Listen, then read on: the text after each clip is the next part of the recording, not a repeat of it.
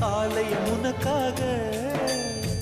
வானில் ஒரு புயல் மழை வந்தால் அழகே என்னை எங்கனம் காப்பாய். கண்ணே உன்னை என் கண்ணில் வைத்து இமைகள் எனும் கதவுகள் அடைப்பேன். சத்தியமாகுமா? நான் சத்தியம் செய்யவா? தொடு தொடுவெனவே வானவில் என்னை தூரத்தில் அழைக்கின்ற நேரம்.